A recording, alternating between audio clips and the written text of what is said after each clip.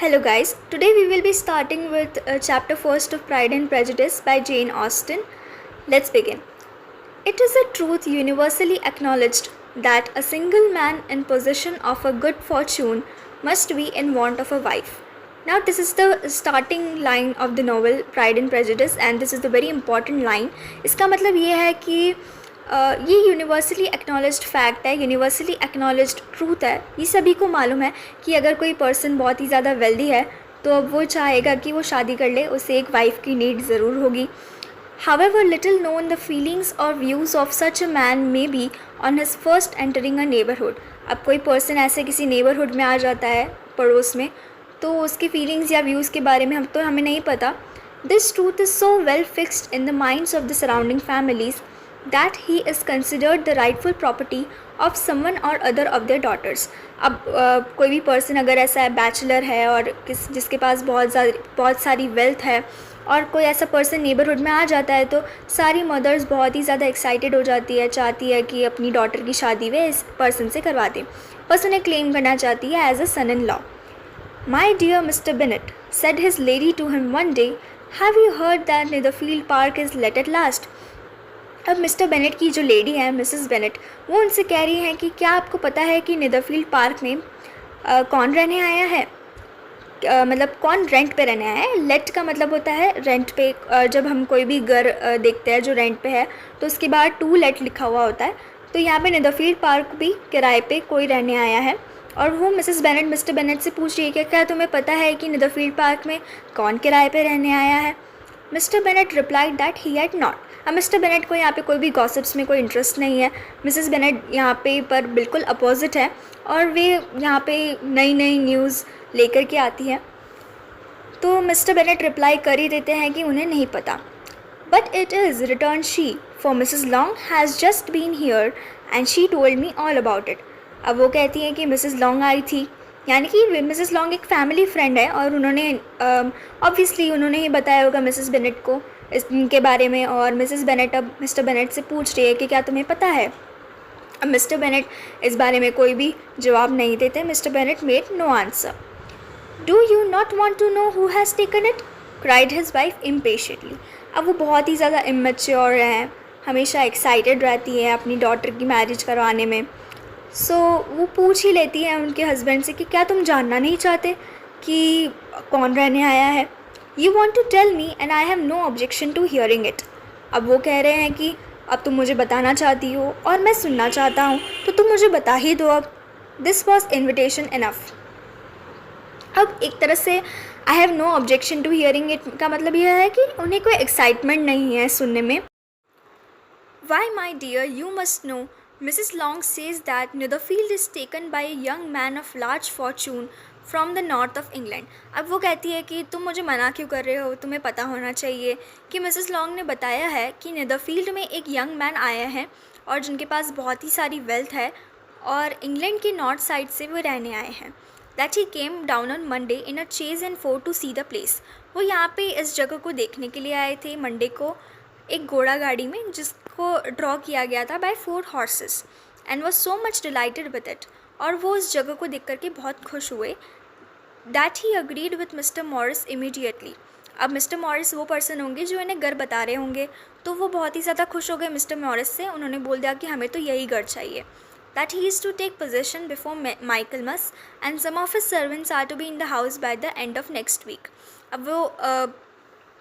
अब उन्हें पता चला होगा मिसेस बेनेट को कि कुछ सर्वेंट्स तो उनके अगले हफ्ते के एंड तक आ ही जाएंगे। What is his name. अब मिस्टर बेनेट पूछ रहे होंगे मिसेस बेनेट को कि उनका नाम क्या है, तो मिसेस बेनेट बताती हैं कि बिंगले। अब मिस्टर बिंगले यहाँ पे एक कैरेक्टर है। इज़ ही मैरिड और सिंगल। अब मिस्टर बेनेट पूछते हैं कि क्या वो मैरिड है या सिंगल।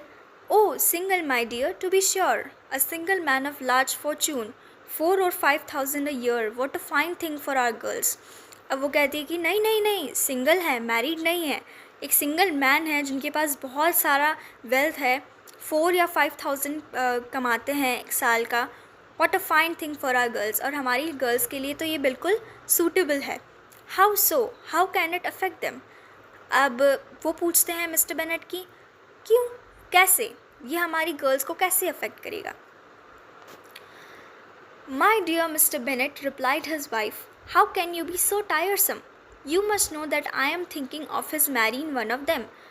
अब मिस्टर बेनेट तो पूछेंगे कि तुम्हें ऐसा क्यों लगता है कि हमारी डॉटर्स को ये बहुत ही ज़्यादा अपीलिंग लगेगा या उनकी लाइफ में कोई भी चेंज लेकर के आ सकता है। तो मिसेस बेनेट तो कह ही देती है कि तुम ऐसी बातें कैसे कर सकते हो, मैं यही चाहती हूँ कि वो हमारी एक डॉटर से शादी कर ले।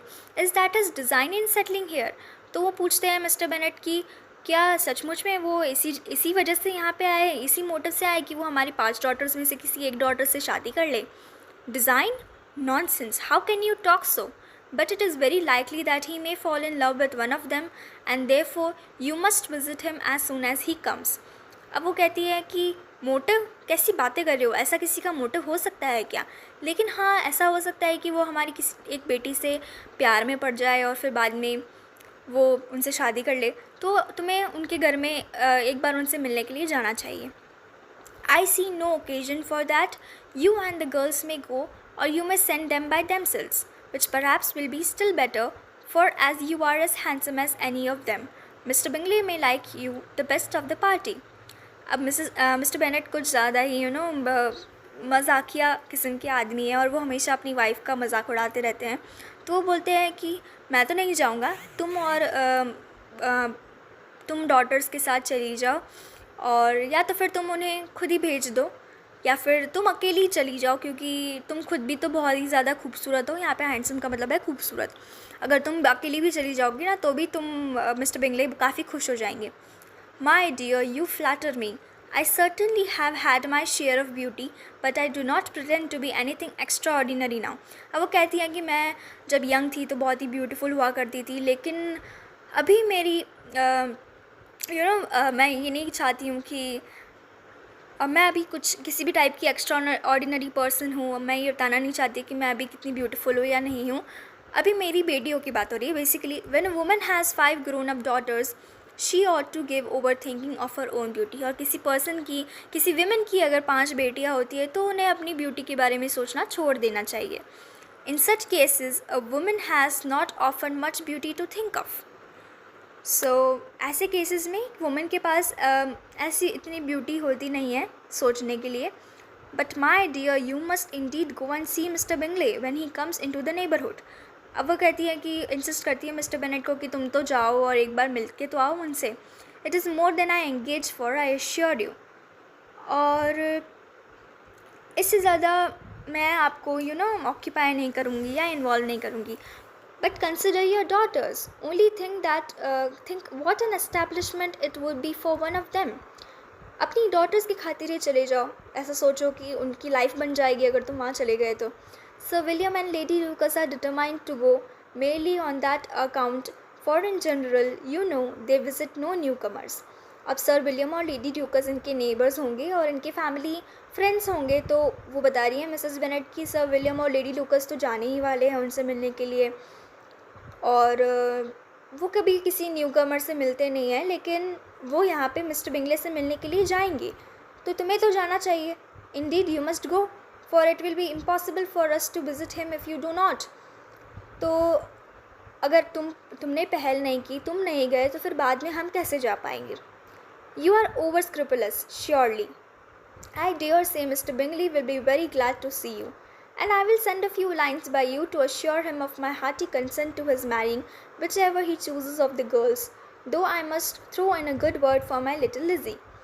अब यहाँ पे मुझे कह रही है कि तुम कुछ ज़्यादा ही अटेंशन दे रही हो मिस्टर बिंगले के लिए, और मैं मना थोड़ी ना कर रहा हूँ। तुम लोग चले जाओ, उन्हें अच्छा लगेगा, और मैं कुछ लेटर में लिख दूँगा कि आपको किसी भी लड़की से अगर शादी करनी है तो मैं रेडी हूँ, और मैं कह दूंगा कि मेरी जो लिटिल लिज़ी है, यानी कि ये लिज़ी जो है वो एलिज़ाबेथ बेनेट जो हमारी नोवेल की हीरोइन है, उनका निक नेम है लिज़ी। सो एलिज़ाबेथ बेनेट को मिस्टर बेनेट बहुत ज़्यादा प्यार करते हैं। वो बहुत ही डियरेस्ट डॉटर हैं 5 डॉटर्स में से, और ऑब्वियसली ये नोवेल की प्रोटेगनिस्ट हैं।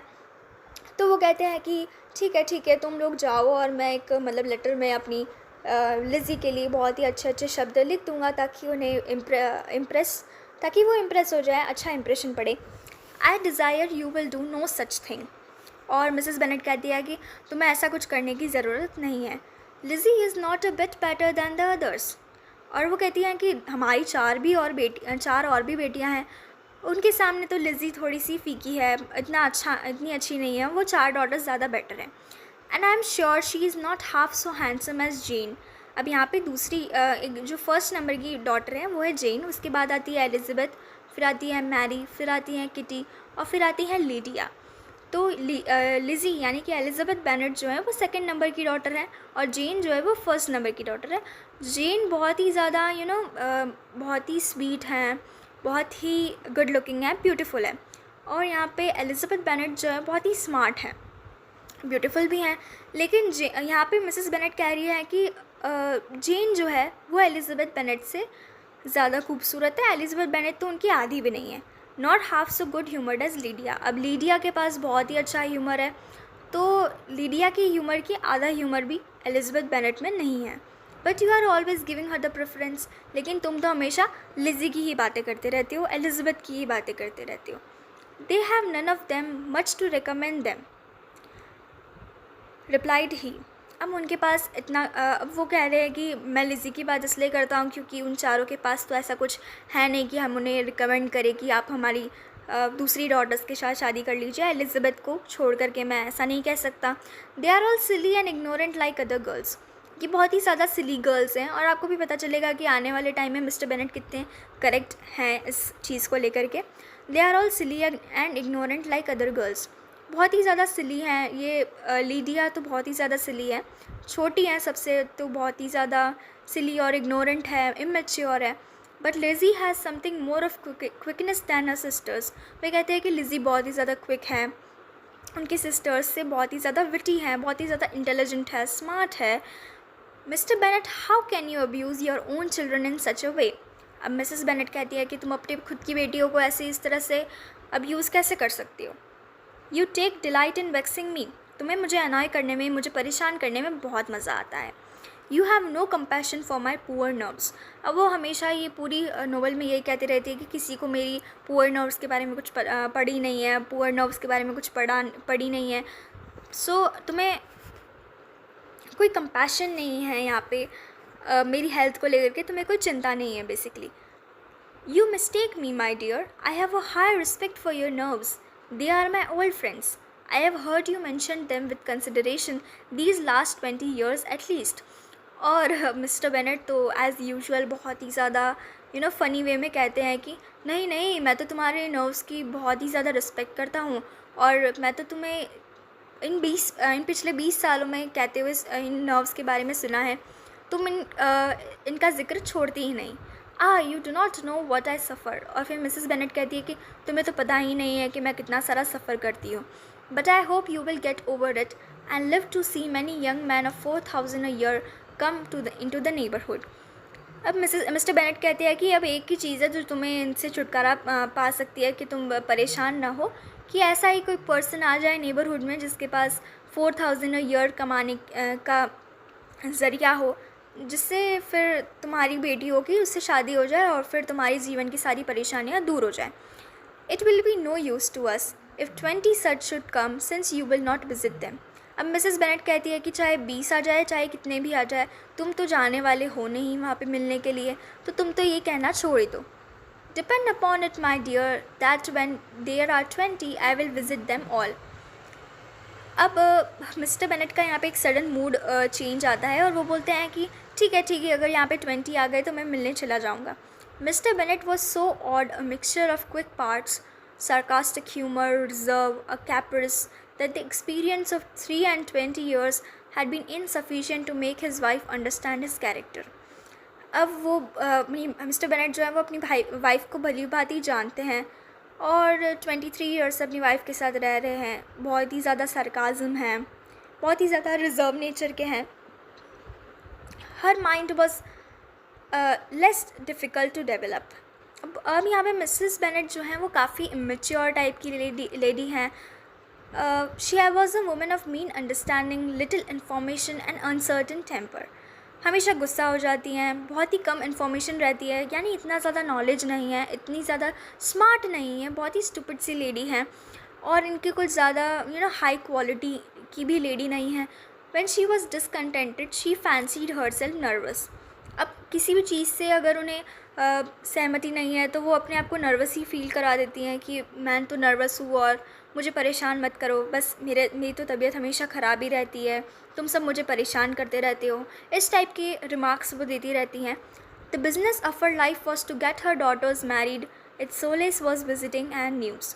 अब उनकी पूरी लाइफ में यही है, गॉसिप्स हैं बहुत सारी, और यही चाहती हैं कि उनकी लाइफ का पूरा मेन मोटिव यही है अभी कि उनकी 5 डॉटर की एक rich family, rich house hold में शादी हो जाए। तो यहाँ पे हमने देखा 3 कैरेक्टर हैं basically, mister Bennett, Mrs Bennet जो निदरफील्ड पार्क में रहते हैं, और यहाँ पे एलिजाबेथ बेनेट एक बहुत ही ज़्यादा इंपॉर्टेंट कैरेक्टर है जो हमारी नोवेल की हीरोइन है और प्रोटेगनिस्ट है। मिसेस लॉन्ग और मिसेस लॉन्ग यहाँ पे एक फैमिली फ्रेंड है। सर विलियम और लेडी लूकस की बात होती है, ये लोग एक नेबर्स हैं, और निदरफील्ड पार्क में मिस्टर बिंगले रहने आए हैं, ये हमें पता चला है अभी तक। मिस्टर मॉरिस उन्हें घर बताते हैं, वो उस घर को पसंद कर लेते हैं, और बस अब ये यहाँ पे नेबरहुड में रहने के लिए आए हैं। और किस तरह से मिसेस बेनेट अपने हस्बैंड मिस्टर बेनेट को कन्विंस करने की कोशिश करती हैं कि आप जाइए, उनसे मिल लीजिए, ताकि हमारा आना जाना लगा रहे और ताकि वो हमारी किसी एक डॉटर के साथ प्यार में पड़ जाए, शादी कर ले। बस यही उनका मेन मोटिव है मिसेस बेनेट की लाइफ का। तो यहाँ से आप important word meanings, important characters यहाँ पे येलो में हाईलाइट किए हुए हैं, आप नोट डाउन कर सकते हैं। आगे हम कंटिन्यू करेंगे चैप्टर 2 से। Thank you.